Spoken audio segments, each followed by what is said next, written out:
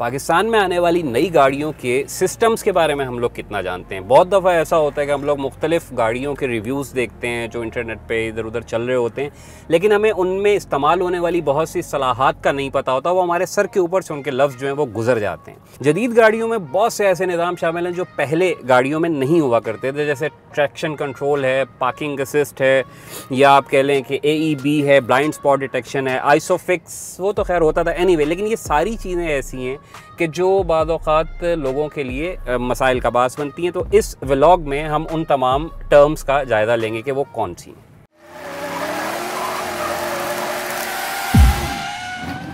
सड़क पे आपकी गाड़ी को बिल्कुल सीधा लेन के अंदर चलाने के लिए जो है वो लेन असिस्ट का बटन होता है। बाद औक़ात ऐसा है आप मोटरवे पे जा रहे हैं, गाड़ी इधर उधर हो जाती है, एक्सीडेंट का ख़तरा होता है, उस चीज़ से बचने के लिए आपके पास लेन असिस्ट का बटन मौजूद होता है। दूसरा सिस्टम जो है वो होता है ब्लाइंड स्पॉट डिटेक्शन का। उसमें ये होता है कि जब आप साइड व्यू मिरर से देख रहे होते हैं तो बाद औक़ात गाड़ी के आगे पीछे कुछ चीज़ें ऐसी भी होती हैं, मोटरसाइकिल या रिक्शा या गाड़ी भी, वो हमें नज़र नहीं आ रही होती शीशे में। तो जो ब्लाइंड स्पॉट डिटेक्शन का फंक्शन है वो उस गाड़ी को, उस चीज़ को डिटेक्ट करके मोड़ते वक्त या लेन तब्दील करते वक्त हमें अलार्म कर देता है, हमें वार्निंग दे देता है। तो उसकी मदद से भी हम किसी भी एक्सीडेंट से बच जाते हैं। मरी या सवात में बाद औक़ात होटलों की पार्किंग ऐसी जगह होती है कि आपको गाड़ी बहुत ऊपर चढ़ाना पड़ती है। उसमें चाहे कार ऑटोमेटिक हो या मैनुअल हो, उसमें आपको बहरहाल ये होता है कि ब्रेक वाला पाँव जो है वो आप हटा नहीं सकते, आपको उसका और एक्सीलेटर का बैलेंस करना पड़ता है। तो इस ब्रेक वाले झंझट से बचने के लिए और गाड़ी रोल बैक होने से बचने के लिए, गाड़ी खुद ब खुद पीछे ना चली जाए, उससे बचने के लिए हिल असिस्ट सिस्टम जो है वो हमारी मदद करता है। सनरूफ और पैनोरामिक सनरूफ। नॉर्मल सनरूफ आप जानते हैं जिसमें चलती गाड़ी में से बच्चे इधर पाँव रख के और बाहर सर निकाले खड़े होते हैं। पैनोरामिक सनरूफ में जो है बच्चों को ज़्यादा सहूलत दी जाती है, वो पिछली सीट पे खड़े होकर भी जो है ना सर बाहर निकाल सकते हैं। तो पैनोरामिक सनरूफ जो होता है वो बेसिकली बड़ा होता है, पिछली सीटों के लिए भी होता है। एक और सिस्टम जो गाड़ी में होता है वो होता है ट्रैक्शन कंट्रोल या स्टेबिलिटी कंट्रोल। उसमें ये है कि आप फ़र्ज़ किया बारिश में जा रहे हैं, कोई फिसलन वाला रास्ता है, अगर आप ट्रैक्शन कंट्रोल का बटन दबा देते हैं तो उसके बाद ये होता है कि ब्रेक्स पे इंजन खुदकार तरीके से दबाव डालता है और गाड़ी को ज़्यादा स्किड होने से, फिसलने से, इधर उधर होने से रोकता है। पार्किंग असिस्ट, ये सिस्टम ऐसा होता है कि अगर आप गाड़ी रिवर्स में कहीं लगा रहे हैं तो वो लेज़र या रडार की मदद से गाड़ी ठुकने से पहले आपको बता देगा कि भाई दाएं बाएं कोई चीज़ है और वो आपको अलर्ट कर देगा, तो आपकी गाड़ी जो है वो बच जाएगी। क्रूज़ कंट्रोल, ये सिस्टम गाड़ी को स्पीड बरकरार रखने में मदद देता है। जैसे आप मोटरवे पे जा रहे हैं, आपका पैर थकता है, आप बस क्रूज़ कंट्रोल दबाएं और उसके बाद गाड़ी जो है ऑटोमेटिकली उसी स्पीड पे जाती रहेगी। ये मैनुअल गाड़ियों में अलग से भी लग सकता है, बहुत सी वेबसाइट्स में मिलता है, 15-20 हज़ार के खर्चे में लग जाता है। क्रूज़ कंट्रोल से जो एडवांस सिस्टम होता है वो होता है एडेप्टिव क्रूज़ कंट्रोल। उसमें ये होता है कि आम क्रूज़ कंट्रोल जो है वो उस वक्त काम करना बंद कर देता है जिस वक्त आप ब्रेक लगा लें या आपने क्लच दबाया। एडेप्टिव क्रूज़ कंट्रोल में ये होता है कि आगे वाली गाड़ी से फासला अगर आपका कम हो जाए तो गाड़ी की स्पीड वो खुद ब खुद एडजस्ट कर लेता है और आपको ब्रेक नहीं लगाना पड़ती। फोर्स्ड कोलिजन सिस्टम एक ऐसा सिस्टम है कि जैसे मैं गाड़ी चला रहा हूँ, खुदा ना खास्ता सामने कोई आ जाता है तो गाड़ी अचानक से खुद ब खुद ब्रेक लगा देगी और वो किसी भी नाखुशगवार किस्म के हादसे से उस सिस्टम की मदद से बचा जा सकता है। ट्रैफिक जैम असिस्ट, आप ही गाड़ी ऑटोमेटिक है और रश में फंसे हुए हैं तो बार बार आगे बढ़ने के लिए आप एक्सीलेटर दबाएंगे लेकिन ब्रेक पे भी आपको पाँव ले जाना पड़ेगा। ट्रैफिक जैम असिस्ट की सहूलत ये है कि आप जैसे ही एक्सीलेटर छोड़ेंगे ब्रेक खुद ही लग जाएगी, आपको दोबारा ब्रेक लगानी नहीं पड़ेगी। बाज़ गाड़ियों में ये सिस्टम एडेप्टिव क्रूज़ कंट्रोल की तरह मुकम्मल ऑटोमेटिक होता है और आप पाँव हटा के आराम से भी बैठ सकते हैं। गाड़ी रडार की मदद से ट्रैफिक के हिसाब से खुद ब खुद टकराए बगैर आहिस्ता आहिस्ता आगे होती रहती है। हाई बीम असिस्ट, सामने कोई गाड़ी आ जाए तो ये सिस्टम खुदकार तरीके से आपकी हेडलाइट्स को नीचे कर देता है ताकि अगले ड्राइवर की आंखें चुंधिया ना जाएं।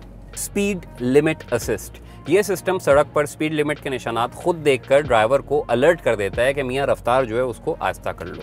रेन सेंसिंग वाइपर्स, बारिश होते ही वाइपर खुद ब खुद चल पड़ते हैं और बारिश की रफ्तार के हिसाब से अपनी स्पीड खुद देखते हैं, ड्राइवर को हाथ नहीं मारना पड़ता ज़्यादा। हाँ, बाद औक़ात सिस्टम इतना नाजुक भी होता है कि ज़रा सा छींटा पड़ता है तो वाइपर खुद ब खुद चालू हो जाता है। क्लाइमेट कंट्रोल, हाथ से AC ऑन ऑफ करने के बजाय आप टेम्परेचर सेट करते हैं और गाड़ी के अंदर दर्जा हरारत जो है वो उसी हिसाब से बरकरार रहता है। आइसोफिक्स, बैनुल-अक़वामी तौर पर मंजूर शुदा ऐसे हुक्स जो कि बच्चों की हिफाजती सीट गाड़ी की पिछली तरफ फिक्स करने में मदद दें। आइसोफिक्स की सहूलत ना हो तो पिछली सीट बेल्ट पे इंसार करना पड़ता है, वो बच्चों के लिए बहरहाल इतनी महफूज नहीं तसव्वुर की जाती। इमोबलाइज़र, गाड़ी की एक ऐसी चाबी जिसमें छोटा सा ट्रांसमीटर लगा होता है, उस चाबी के अलावा गाड़ी किसी और चाबी से स्टार्ट नहीं हो सकती, तो ये एक किस्म का गाड़ी की चोरी से बचने में मदद देता है। कार्बन फुटप्रिंट, आपकी गाड़ी से जितनी जहरीली गैसें निकलती हैं और उनसे माहौलियाती आलूदगी में इजाफा होता है, उसको नापने का पैमाना जो है वो कार्बन फुटप्रिंट कहलाता है। DRLs, ऐसी लाइट्स जो दिन में भी खुद ब खुद रोशन रहती हैं ताकि दूर से गाड़ी की विजिबिलिटी जो है वो बेहतर बनाई जा सके। ये लाइटें कम ताकत खर्च करने वाली होती हैं। LED लाइट्स और हेलोजन लाइट्स, पहले गाड़ियों की हेडलाइट में जो बल्ब लगे होते थे वो बैटरी की पावर ज़्यादा खाते थे, उन्हें हेलोजन लाइट्स कहा जाता था। जनरेटर पे भी वो खामा का लोड होता था। LED लाइट्स आने के बाद से ये होता है कि वो चूँकि रोशनी ज़्यादा देती हैं और पावर भी उन बल्बों की निस्बत कम खाती हैं, इसलिए नई गाड़ियों में LED लाइट्स जो हैं वो ज़्यादातर लगाई जाती हैं और उन्हें नई गाड़ियों का एक अहम फीचर समझा जाता है।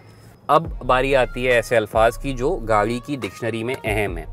इंटीरियर ट्रिम, ये जो आपको गाड़ी में ये चीज़ें सब नज़र आ रही है ना, ये जो प्लास्टिक है, ये जो रेक्सीन है, ये कपड़ा जो लगा हुआ है या कुछ भी है, ये सब इंटीरियर ट्रिम कहलाता है, गाड़ी की इंटीरियर सेटिंग।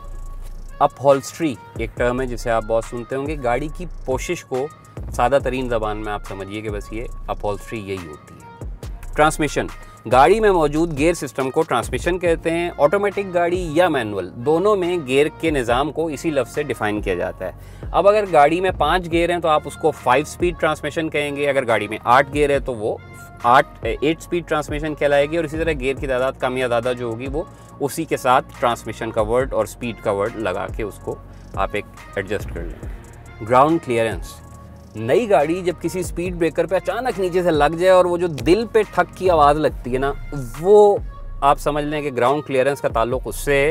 यानी गाड़ी की सड़क से ऊंचाई जितनी भी है वो उस गाड़ी की ग्राउंड क्लियरेंस कहलाती है।